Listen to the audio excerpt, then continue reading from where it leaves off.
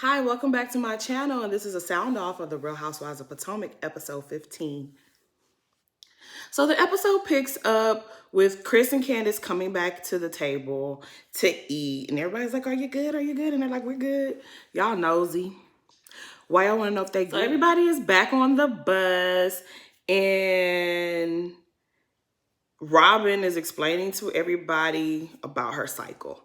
I know everybody was annoyed about Robin talking about her cycle, but what Robin was explaining, like, I related, okay? It be rough for some of us. Some of us do not have easy situations. So the fact that Robin was even able to be moving around and going to restaurants and hanging out with y'all, she better than me. Because me, I would have been curled up in a ball in pain, puking my guts out. So congratulations to you, Robin, for even being able to go to dinner with them. And because it wouldn't have been me. So Karen is poking fun at Robin, and she was just like, "Ooh, look at her."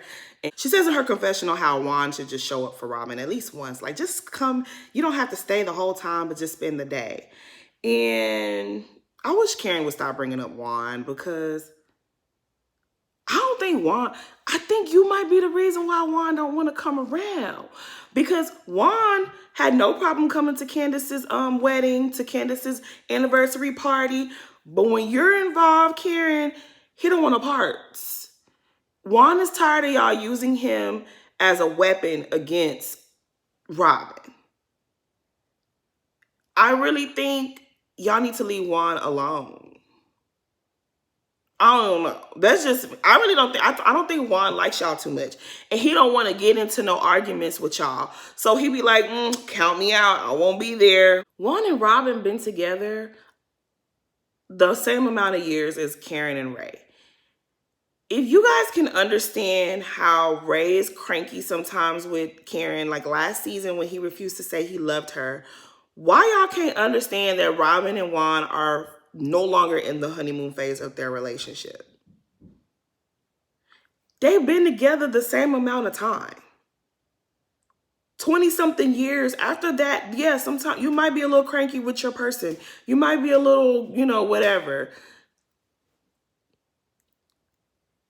Juan don't like to come around because he don't like how y'all treat Robin, and he don't want to get into the lady's business. He don't like how y'all treat her. Chris comes around for Candace all the time, and y'all be saying, "Oh, he's in women's business." Juan, if he came around, he might have to check one of you. He don't want to do that. So he stays out of the mess, and he stays out of situations that he know that's going to make him look bad if he reacts. What y'all don't get about that? Juan, he came to Candace's wedding and her anniversary party. He was all happy and chipper. Back in season 3, when Giselle was dating Sherman, he was all here for it. He was Dr. Phil with the advice to Giselle. Like, Karen, he don't like you. He don't like some of y'all in this group, and he don't like the mess. That's what we have learned. Look how y'all acted in that finale episode last season. Look at how Michael Darby was acting. Juan ain't got time for that. He not about to sit up here and lose his job because y'all want to be entertained. Y'all want to see Juan there. You want to see Juan going at it with Ray? No. So Juan ain't gonna show up. Juan don't like you, Karen, because you always throwing darts at Robin. One minute is, "Oh, why doesn't he show up?" The next minute is, "Oh, you need to ask him what he's doing when he's drunk." I don't think he like you, Karen. And Karen, you need to get new material, because I've been watching this show. I don't know if everybody else been really watching the show. I've been watching the show. Season 4, when Andy asked Giselle, she was back with Jamal, you said, "Ooh, I don't want him coming around the group."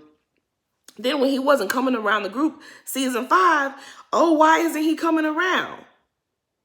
At this point, Karen, your days are numbered if you don't get new material, because it's the same stuff with you every season. You just flip it inside out. It's like, girl, you ain't tired?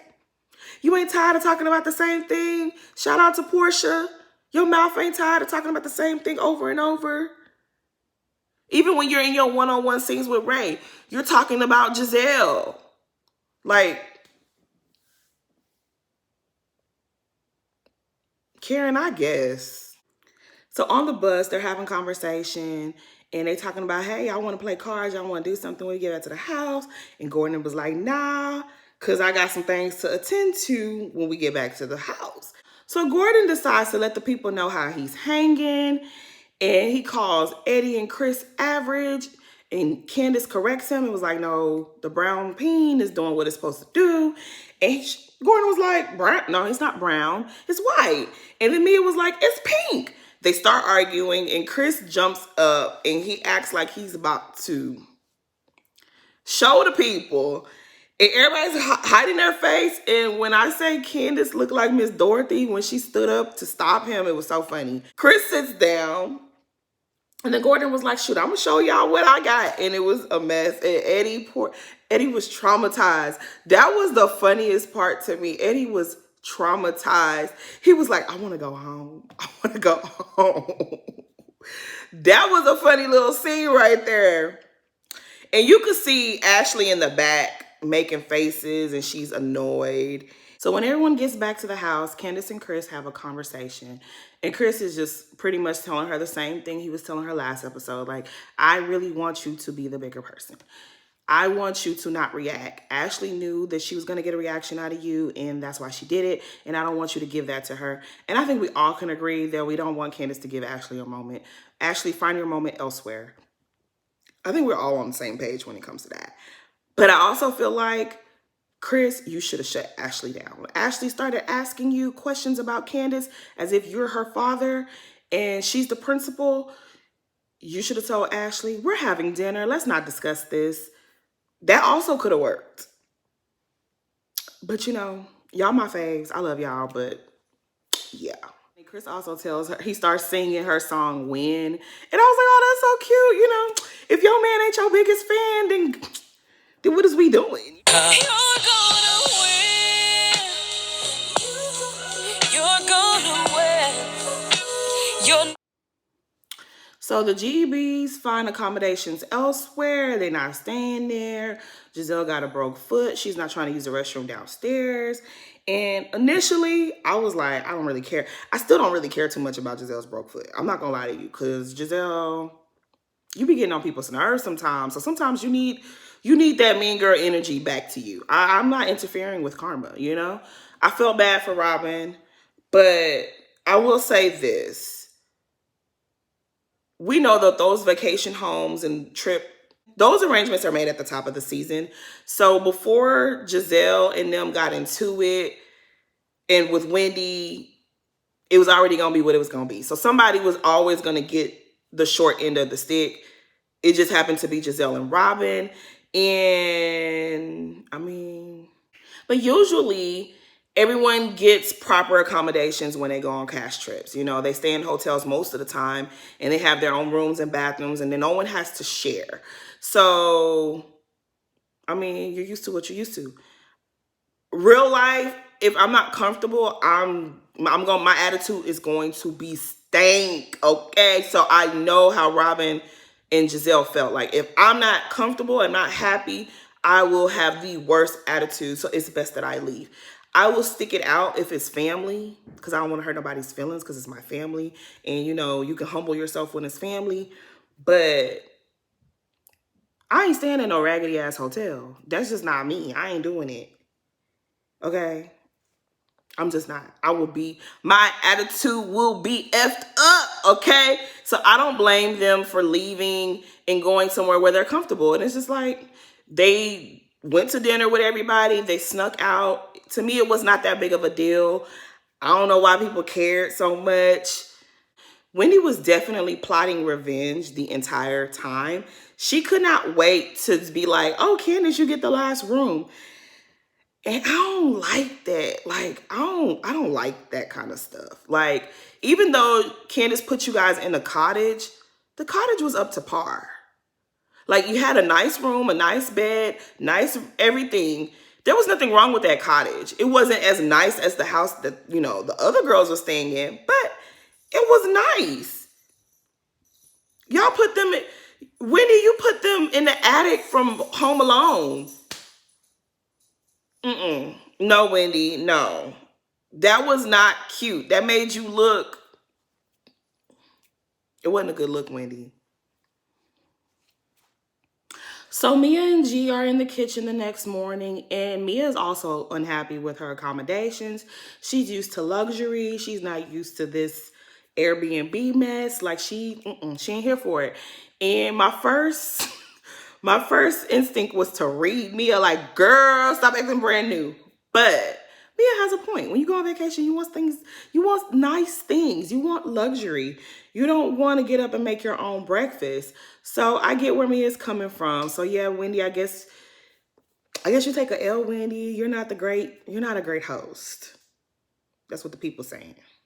So Karen and Ashley join Mia and G in the kitchen, and he's trying to figure out breakfast.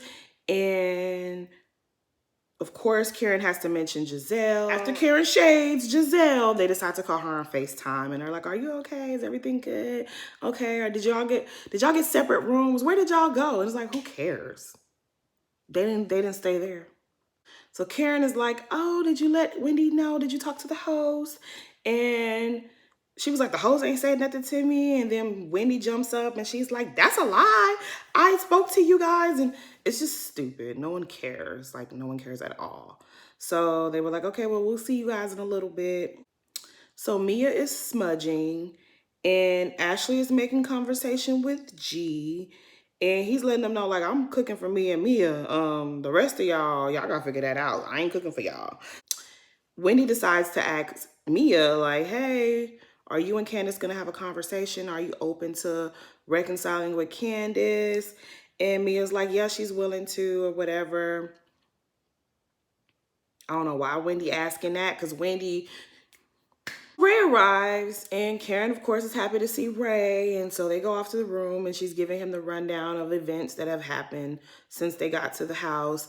And of course, she lets him know about Giselle.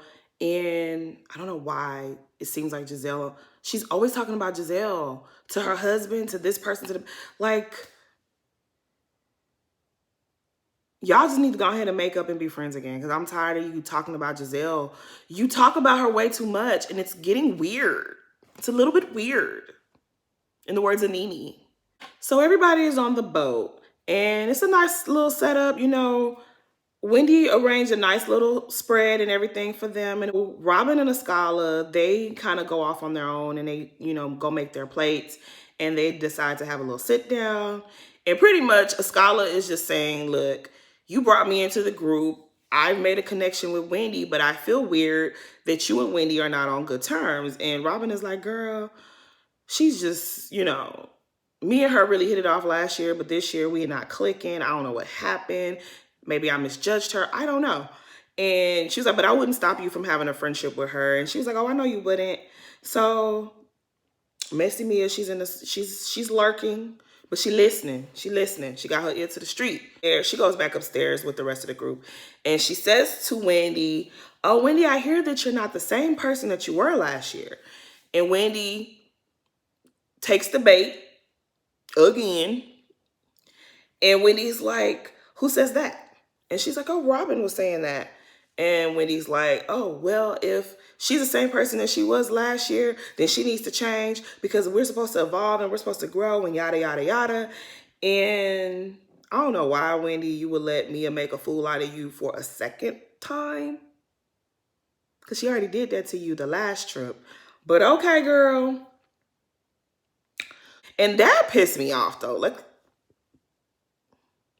I know the show is supposed to be messy, and I know there are things that are supposed to be happening. I get it. Y'all got to give us content. But Mia, what kind of bitch is you? You really went downstairs in that quick little time, heard what they said, chopped and screwed it, brought it back to the group, and thought that that was okay? At your big age? See, y'all be talking about the streets. Where I'm from, that will get you dragged. Doing things like that will get you dragged. Not standing on the other side of the table talking about good night.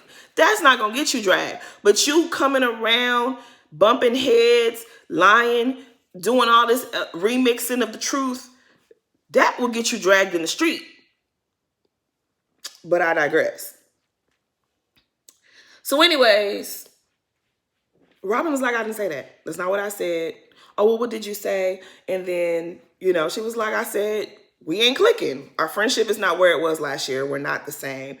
And Mia apologized and was like, oh, well, I can say I'm sorry if I got it wrong. Anyway, Mia decides to try to make peacemaker, and it was like, oh, well, and Robin is like, look, I'm not going to get into that with y'all. We're not about to do this. I already know where that's going, and I'm not encouraging it. I'm not engaging. And so they kind of move it over to Giselle. And Giselle, girl, I don't even know what they was talking about, to be honest, because it started off with them talking about they have issues. And then it was like, oh, you didn't check on me. You're not a good host. And it's just like, Giselle, you're a big girl. You're grown as hell. You've been taking care of yourself for a long time. She don't need to check on you. You left to go find accommodations. You had Robin with you. Y'all was fine. I know y'all were fine. So Robin is like, why are we having this conversation in front of the men? The men take that as a cue to leave. They go and they start doing whatever they were doing. I think they were playing cards or something. And they're like, yeah, let's just go. They left. And then Ashley decides that it's time for her to pump. And everybody everyone is making little remarks about her nipples or whatever was going on. And it was Robin, Wendy, and Candace. They were all saying little things or whatever. Now, earlier in the episode, Mia and G were talking about Ashley's breast milk. And then later on, Wendy was talking about her breast milk. And then now when they're on the boat, they're talking about her pumping. And I think they were trying to get her to like go downstairs. And she clearly didn't want to. I mean, I ain't gonna tell her where to pump. That's not my business. But I think they told her that a couple of times because she kept saying it's cold downstairs. Like we didn't hear what they were saying to her, but we could hear her saying, nah, it's cold downstairs. I don't want to go downstairs. I want the sun. But I just found that really strange. Like Robin and Wendy were making jokes. Mia was making jokes. Nobody's outraged. Like I've been on Twitter. I didn't see not one tweet. Nobody's outraged. But when Candace was talking about her breast milk and calling her whatever, it was a whole big deal. But anyways, so while Ashley is pumping, the ladies are continuing their conversation. And Mia is really trying to be mediator. And Wendy, I guess, gets annoyed with her and was like, well, you talk to Candace since you want to talk so bad. Talk to Candace. And she's like, I have no problem with that. So they start talking. And she apologizes to Candace. And Candace is like, and she says, oh, maybe I was talking about something that might just not have been my business. Honey child, boo-boo, that was not your business. That was not your business. And let's be honest here. You were embarrassed because Karen pulled you aside and said the ladies are talking about what you did at Candace's photo shoot. And instead of just putting on your big girl panties at that moment and apologizing, you decide to deflect and say, let me insult you so that we can take the attention off of what I was doing. And it worked. It worked. But you knew good and good well what Chris makes, what he don't make, what Candace pays him, and all of that. It's not your business. And Candace explains to her, like, this is something that's very important to me. I put my heart and soul into this project. And if you listen to the album, you know exactly what she really did. Like, she really gave that everything she got in this bomb-ass album. But I don't understand why Candace had to explain that to Mia. Mia, you're a CEO, so you claim. You're a boss, so you claim. You've worked so hard for everything you got, so you claim. Why would you not? I can understand. No, I can't understand it. It doesn't matter what anyone does. Anytime a person puts themselves out there to be judged, she didn't bring you along as a critic. She didn't bring you along as a consultant, as an investor. She brought you on board for support, for moral support. And for you to go to her video shoot, I don't care what Miss Dot was doing. I don't care what Dottie was doing. You have better sense. You didn't go there with pure intentions. You went there to be messy. You asked Dorothy questions to be messy. I don't know why you're acting like you don't know what you did. It was wrong. It was wrong and it was terrible. I think what Mia is not understanding is Candace has a issue. She has a complex relationship with her mother. You going to inquire about her husband through her mother, you violated her. I don't know why she didn't check you for that, but you violated her when you did that. So her saying your mother, it's like, to me, it's an even exchange. No, you did not insult her mom, but you played messy with her mom. Yeah, Mia explains her story about what's going on with her mom, and Candace apologized to her and says, I would never want to hurt you in that way. I didn't know it was that deep for you and your mother. I think Candace really thought like, oh, Mia might have a strange relationship with her mother like I have one with mine, right? I don't think Candace was coming from a place of, I know what's going on. Let me hit her where it hurts. I think she was just a flippant remark that went too far, and now she knows, and they've established boundaries with each other, and they've both apologized, and it's great. So the boat ride is over, and they're getting back on the Sprinter van, and I guess they're going back home, right? G looks over at Ashley, and he's like, oh, look at Ashley. He thought she was sleeping, and I guess her head was kind of like bopping against the window or something or whatever, and so he calls her. He was like, oh, look at Ashley. And Ashley clearly wasn't asleep. She jumps up and she's mad. And she was like, I'm over here minding my own business. I'm on my side. And he was like, okay. And I'm going to still talk about you. And what? And then he's like, well, if I thought you was asleep. I really thought you was asleep. If I had known you was awake, I wouldn't have said it. And I don't really do Ashley. I don't really do Bellsprout. Shout out to Tea with Dre. I don't really do Bellsprout like that.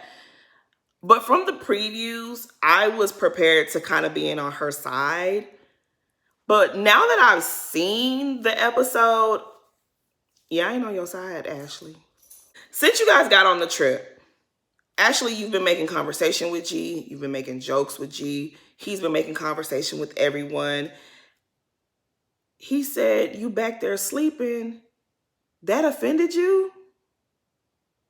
Robin was also making a comment about your head bopping against the window and your mouth was open a little bit. But you're upset with G? I'm not buying it. Earlier in the day, Ashley had a conversation with Michael, and Michael kind of went off on her, and he spoke down to her like he always do. And I'm pretty sure she's annoyed because of that. She's annoyed because I don't think Michael is allowed to come on these trips with the group. I think his filming is very limited. I don't think they allow him on the trip. And I think Ashley has been watching how G is that old, drunk, creepy uncle at the barbecue. And she sees how everyone is laughing at G, and they're not a little bit grossed out. Yes, they are, but they're not so uncomfortable that they don't want to be on the trip with G.